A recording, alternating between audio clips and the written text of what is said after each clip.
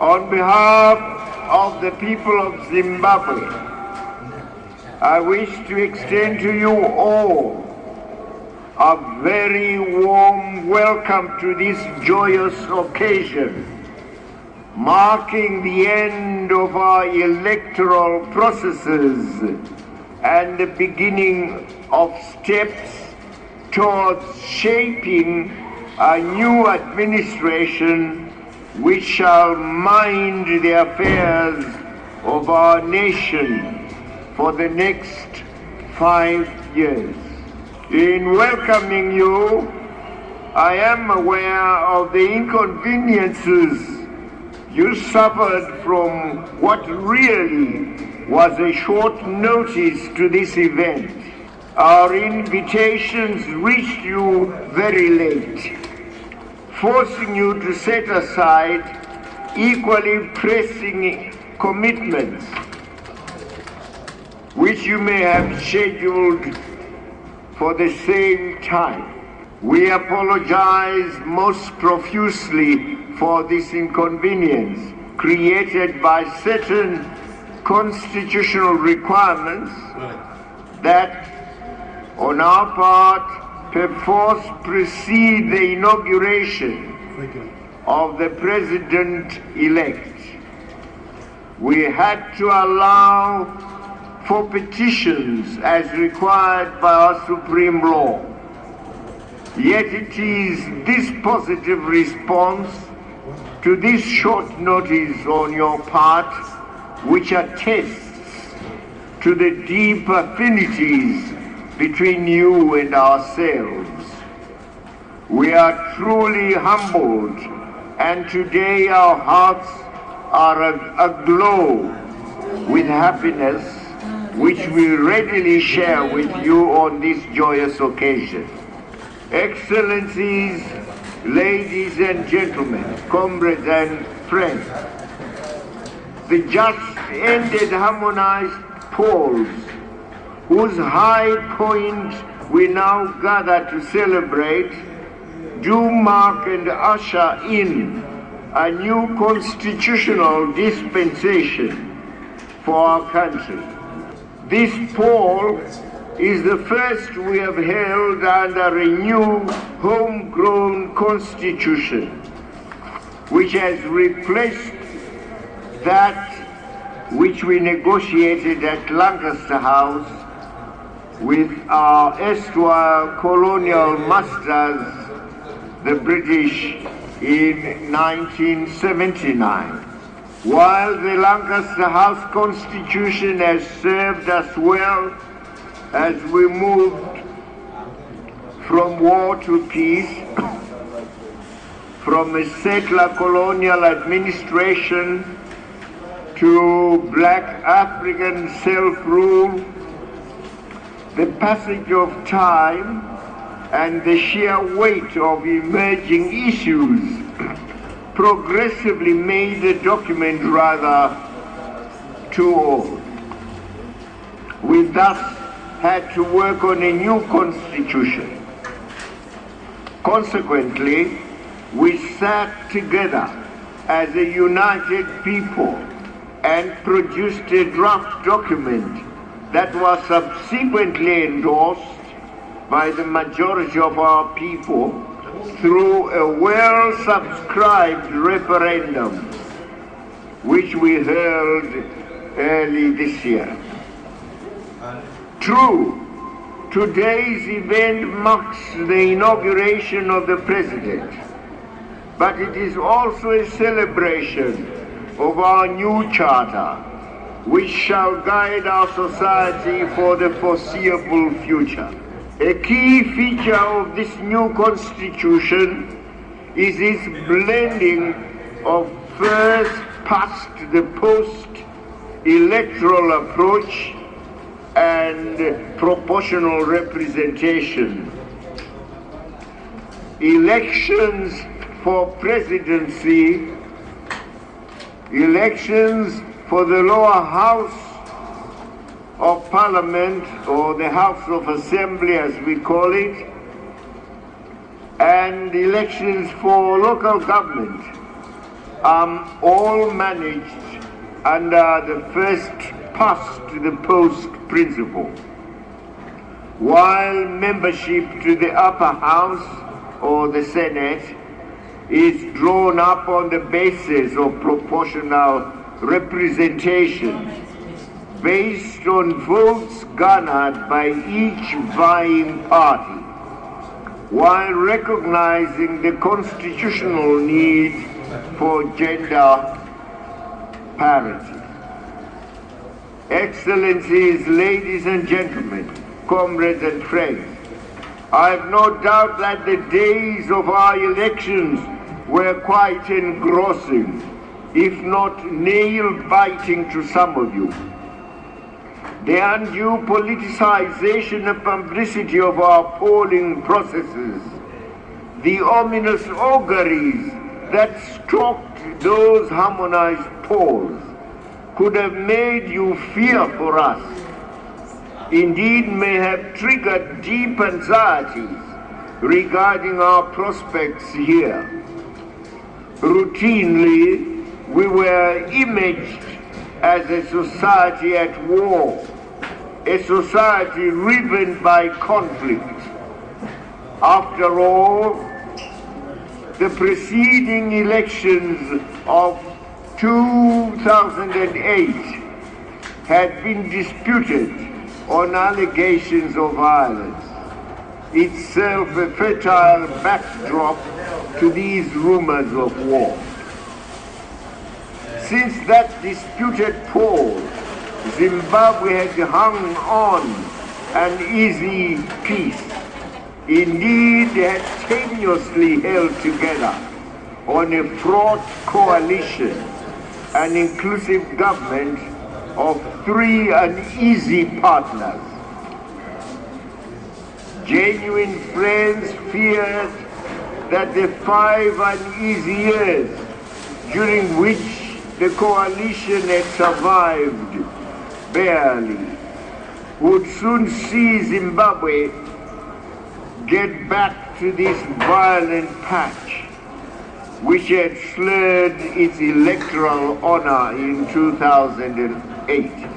Our enemies and detractors sought to goad us towards such a self-destructive path, but we resisted.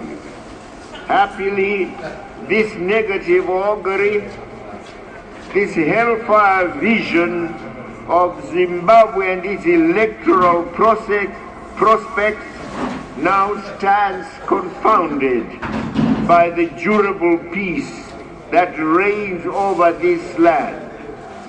We have had peaceful elections. We have had free elections. We have had fair elections, with our constitution allowing for any changes from whomsoever. Well done, Zimbabwe. We pledge to ensure that the peace we have built here endures. Tinotenda siyabonga.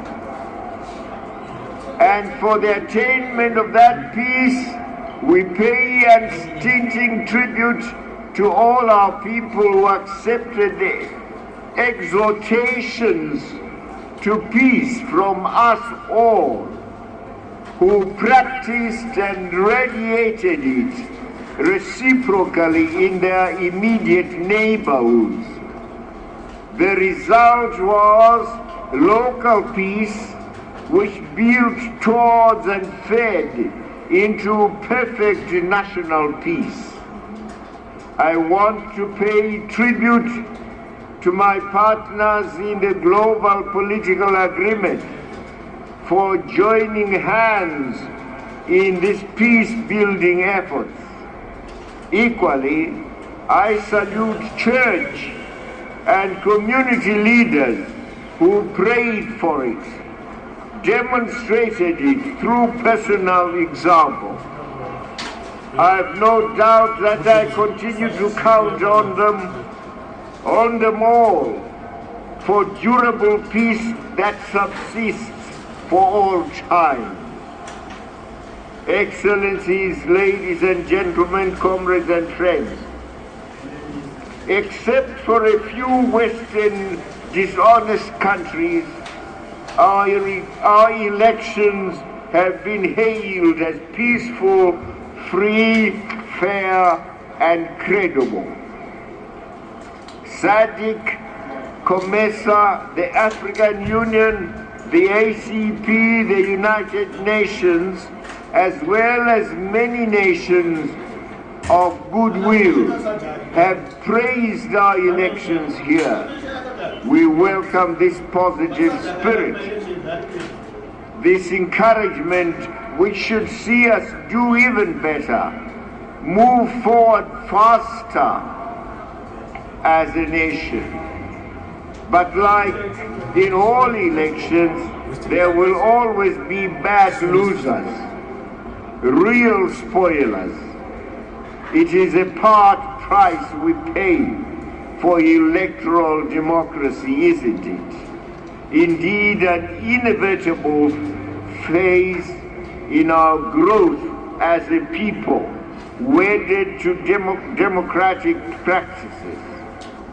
Where such a grousing stance remains non-antagonistic, where it expresses itself within the four corners of the law, it must be tolerated as part of the democratic tussle, part of post-electoral adjustment.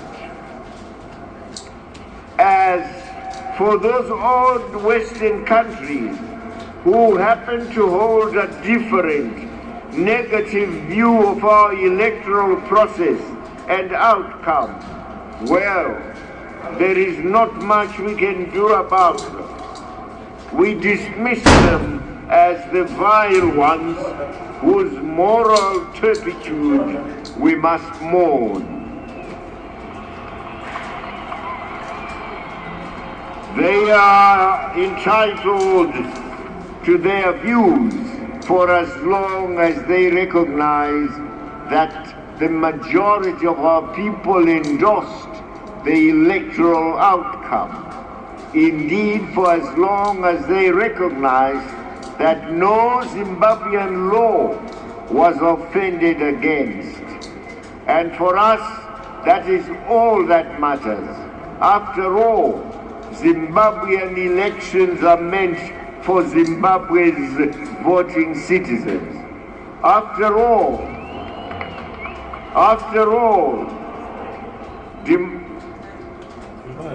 Zimbabwean democracy is meant for the people of Zimbabwe who must, within certain periods, go to the polls to choose and install a government of their choice. It is their sole prerogative, and no outsiders, however superior or powerful they may imagine themselves to be, can override that right, let alone take it away from them. It is our inherent right. We fought for it when it was lost. We won it through our own blood. We keep it for us and posterity. We reserve it forever as an expression of our sovereignty as a free people. Today we tell those dissenting nations that the days of colonialism and neo-colonialism are gone, and gone forever.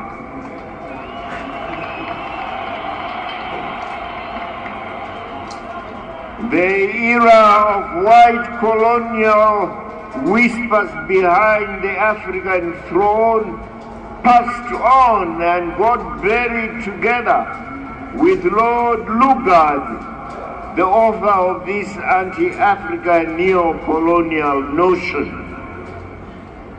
Having struggled for our independence, our fate has irrevocably orbited out of colonial relations, indeed can no longer subsist in curtsying and bowing to any foreign government, however powerful it feigns itself to be and whatever filthy lucre it flaunts.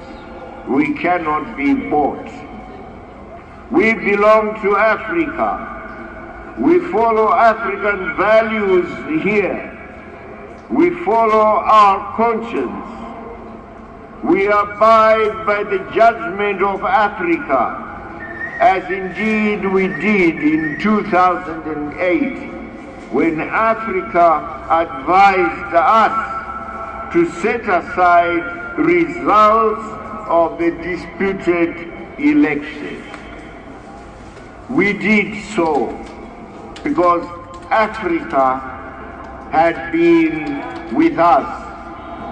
Africa, as our brothers and sisters, had fought alongside us and helped us to achieve our independence, our freedom and sovereignty, and we shall thank them forever. Today it is Britain and her dominions of Australia and Canada who dare tell us that our elections were not fair and credible.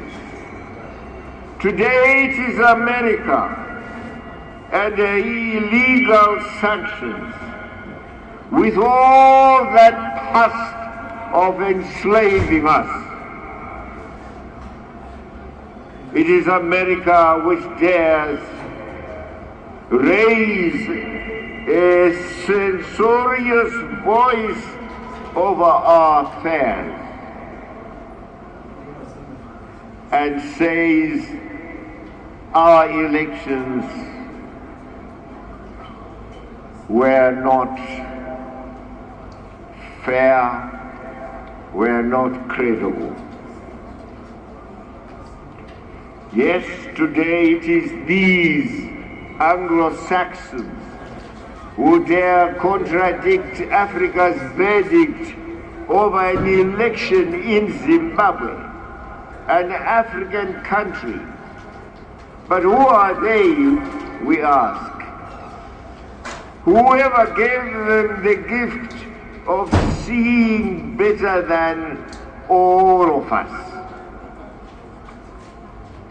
Excellencies, ladies and gentlemen, comrades and friends, with the elections now behind us, we can now focus on rebuilding our nation, which has been ravaged by illegal sanctions imposed on us by the West.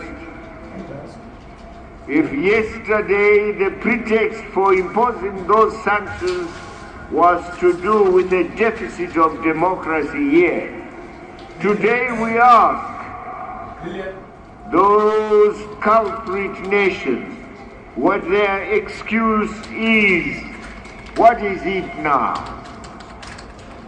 Whose interests are those sanctions meant to serve?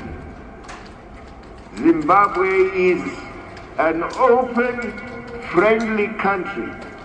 We seek friendship across geographies, across cultures, and quite often against past wrongs. We seek partnerships with all nations of goodwill, partnerships based on sovereign equality and mutual respect.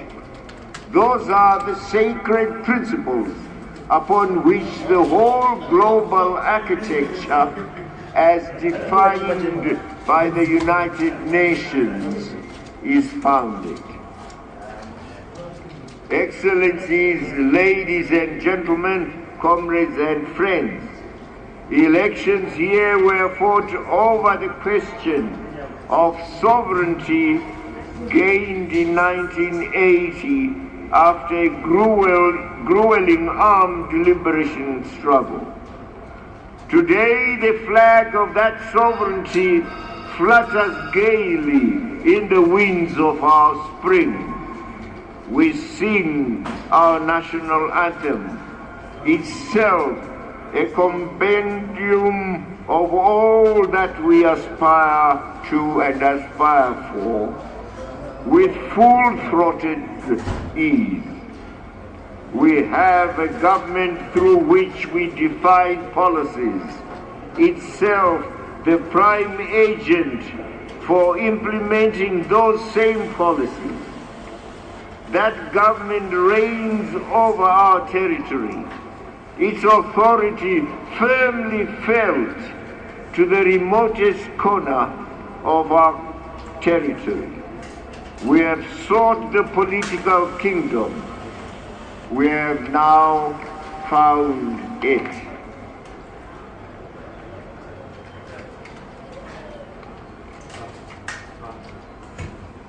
Ladies and gentlemen, comrades and friends,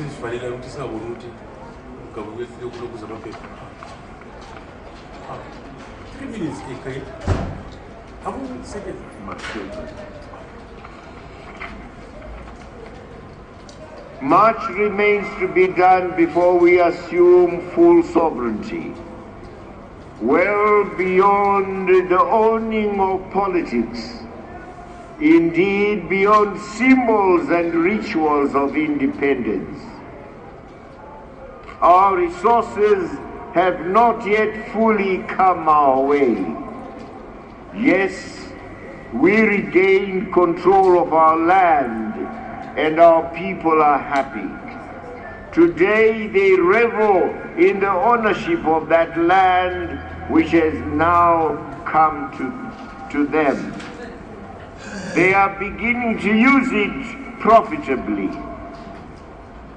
using it for a durable wherewithal, the earnings that come from it. They have become key players in agriculture, proving that they are as good farmers as any in the world. Once they have access to key inputs, it has been a key milestone. But our dominion goes beyond the land. It extends to all those resources found in and on our territory, including those lying beneath our land, principally minerals. And nature has been generous, prodigal in fact, granting us and granting many other African countries oversized portions of almost all minerals that matter on earth. You get them here on African soil, beneath African soil. And we have them also here, beneath Zimbabwean soil. It has been a generous serve from the Almighty. The time has now come for us to extend our dominion to all those resources which the Almighty has been so generous enough to give us. That is the next revolution, whose first step is this administration, this new government. I stand before you as now a sworn president of Zimbabwe.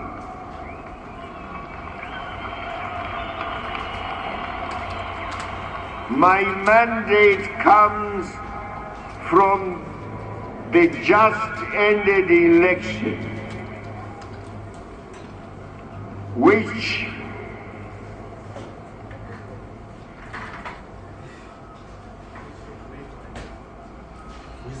which I should say, through my party, ZANU-PF, you gave me and my party that mandate, as the party won the elections resoundingly.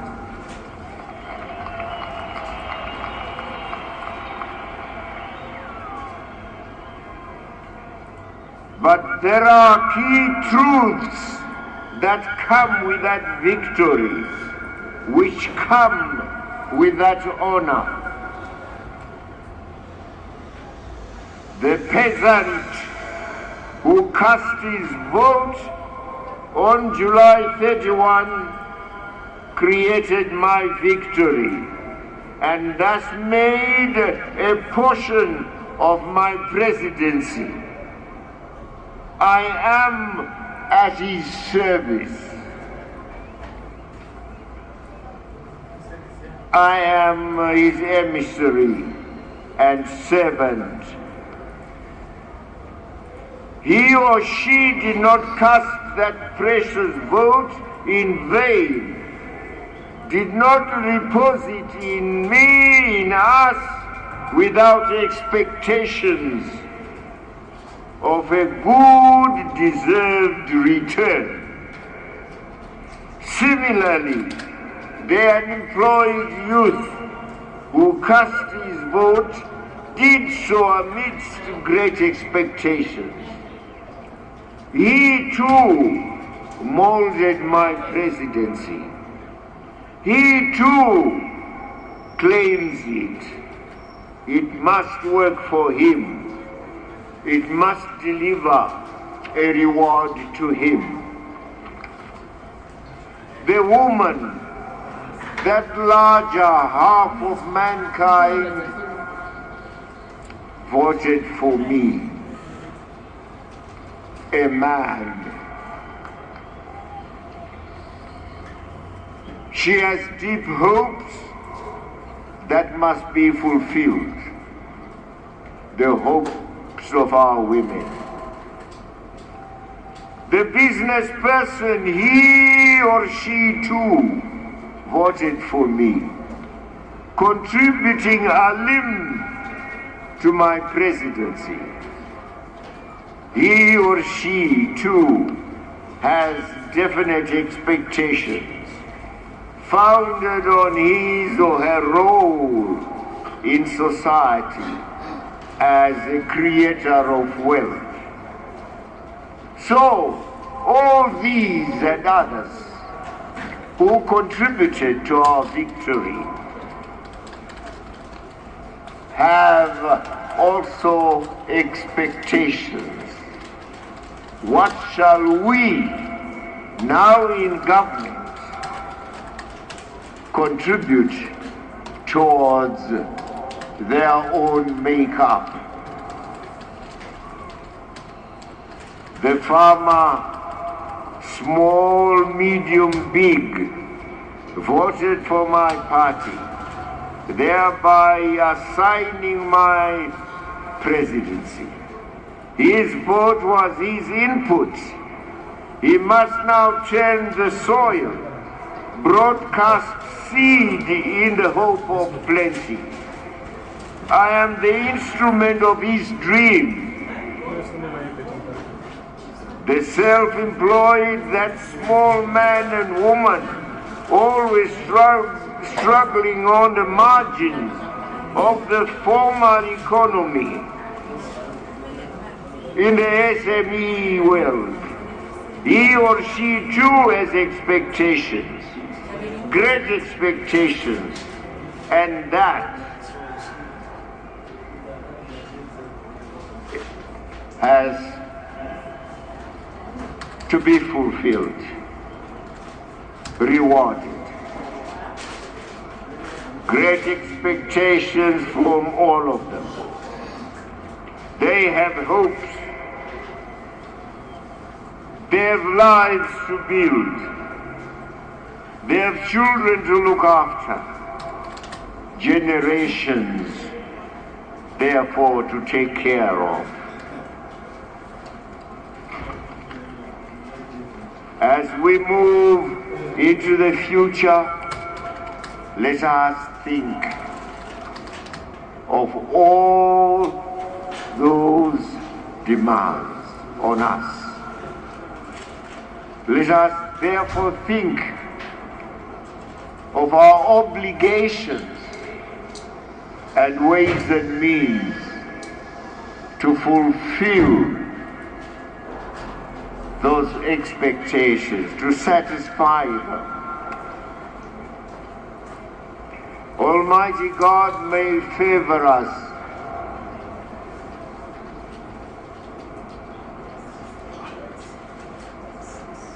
but we have been under sanctions for a decade. Most likely we shall remain under these sanctions for much longer. But we have held our own. Our will has been our principal resource. We have to raise ourselves by our bootstraps. Let me share with you my vision for the future. Lay out for you the work that must be done.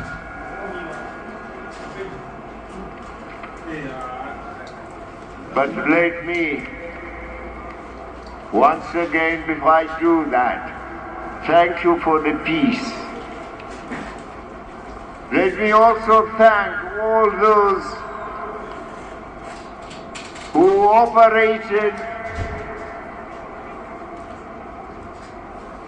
in various areas in the supervision of our elections. Those who manned the Zimbabwe Electoral Commission, those who were our vigilant groups, the observers from outside, our own agents at the polling stations, and of course our own security forces as well, the police, the army, the security. It was a combined thrust, therefore. All these factors, shall I say, activities, if you want, combined in creating the environment in which we were able to achieve peace and vote peacefully. We thank them. But now here, after that electoral act is done, after we have celebrated the inauguration, time will have come for us to believe in ourselves by turning to our own resources. Luckily, they exist in fair abundance. The mine sector will be the centerpiece of our economic recovery and growth. It should generate growth spurts across sectors, reignite that economic miracle which must now happen. The sector has shown enormous potential, but we are far from seeing its optimum. We have barely scratched our worth, even in the sense of merely bringing above ground what we already know to be embedded in our rich soil. We need to intensify the exploitation of existing deposits. More mineral deposits remain unknown, unexplored. We need to explore new deposits, developing new greenfield projects in the mining sector. Above all, we need to move purposefully towards beneficiation, that is, adding value to our raw minerals. The scope is great, and I call upon you all to summon your full will to give your utmost. The skills that you now have, and we have created lots of skills amongst you, those skills must now be put to work. We must, however, continue to empower ourselves, develop ourselves, but develop ourselves so we are able to create more and more employment for our youth, for our people. As we go about reorganizing this critical sector of policy reflexes, our policy reflexes must be oriented towards the goals of indigenization and economic empowerment, the economic empowerment of our people. This was the centerpiece of our manifesto. This is what the people voted for. It must become the centerpiece of our development endeavors. We dare not let our people down. We are aware that people of ill will have cast aspersions on our hallowed policy of indigenization and economic empowerment. Well, it is a set policy, our chosen path to full sovereignty. The premise of that policy is an easy one. Our minerals are a depletable resource. We cannot grow them again once they have been exploited. Consequently, we cannot be bystanders in their exploitation. We need a share, a controlling share in all ventures that exploit our non-renewable natural resources. Where we can, we will go it alone. Where we cannot do so, we will seek partners on a 51-49% shareholding principle. Genuine partners should find this acceptable. We reject totally as skewed the economic principle which puts capital, technology or expertise before natural resources I have described, of the nature I've described. It is a principle of imperialism, the source of unequal agreements, which have been the bane of our exploited Africa. That is our reckoning here, and we stand by it. Unequal agreements are unacceptable. They wreak colonial and neo-colonial relations. But where an investor brings in his or her capital, technology, expertise, as well as raw materials, we will not insist on that principle. The 5 years of inclusive government have seen a slowdown in agriculture. Our farmers, big and small, have gone without the support of government. They have not been assisted in accessing inputs and capital from banks, except for tobacco, which has been funded by the private sector. Food agriculture, which tended to lean on government support, declined. Yet agriculture remains the mainstay of our economy, the source of raw materials for our manufacturing sector as well.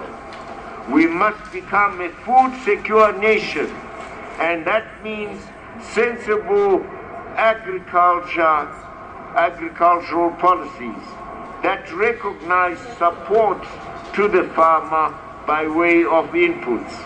No nation on earth does without such support. The new cabinet will be expected to move with full speed in mobilizing adequate inputs. Equally, issues around electricity and irrigation must be tackled definitely so that this season marks our return to food sufficiency and anticipates an active winter season, we should see us growing part of our wheat requirements again. After all, agriculture provides livelihood and direct employment to thousands of our people. There are pressing social service challenges which must be tackled immediately. Taps are dry in most of our cities and towns. West Shore in Bulawayo, water must be restored. Taps must run again. The search for durable solutions to water supply for our towns and cities must begin almost immediately with the announcement of a new cabinet. We cannot have erratic water supply in urban conurbations without risking outbreaks of serious diseases. And of course, our hospitals, clinics and dispensaries must be well equipped for health delivery. Often our clinics have run out of essential drugs, vital pieces of equipment and accessories. Rural areas have been hit hardest. That area must be stabilized as a matter of urgency. Another key area of urgent attention has to do with infrastructure.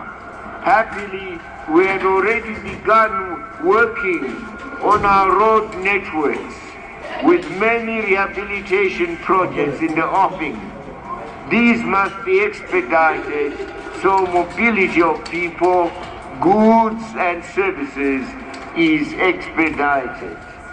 The same also passes for other modes of transport. The road maintenance equipment, which the responsible ministry has been acquiring for rural development agencies, should see us maintaining feeder roads in anticipation of the agricultural sector and other economic activities. It is gratifying to note that the community share ownership programs have also played their part in hastening community development. A key facet of infrastructural development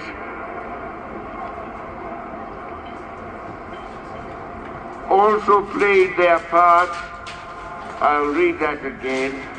A key facet of infrastructural development shall relate to water provisioning and sanitation, especially in rural areas. Equally, the supply of electricity must be stabilized, both for the sake of our domestic users and for the sake of agriculture, industry, and commerce. We have key power projects which are about to take off and which, if completed, should augment internal power generation. All these are key enablers which must now kick off. There are many financing models which the new government will explore, including public-private partnerships on the strength of which some projects have moved. When all is said and done, our financial system or policy will need to be examined, including the banking institutions and their supporting role to industry, partly as a result of sanctions and partly because of regional manufacturing and trade dynamics. Zimbabwe has declined as a regional manufacturing center.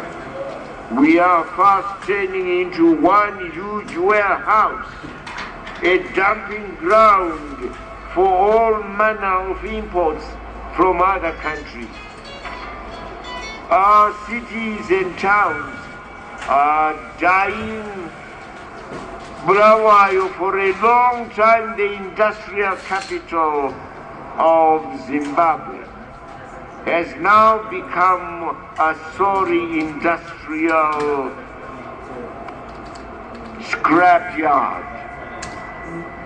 And this has been an indicative trend for all manufacturing centers in the country.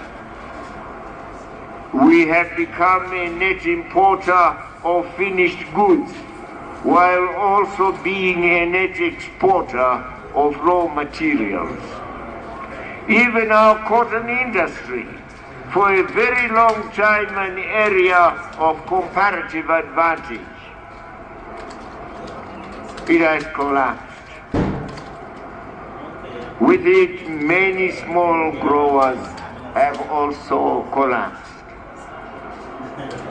This has become a structural handicap which we must tackle head-on and urgently too. Plans to resuscitate our ailing industries never took off, largely because of internal contradictions during the era of the inclusive government. That era is gone, and those contradictions will not be with us anymore. And we therefore must now move purposefully, internationally and diplomatically. We remain friendly and well disposed towards all other nations.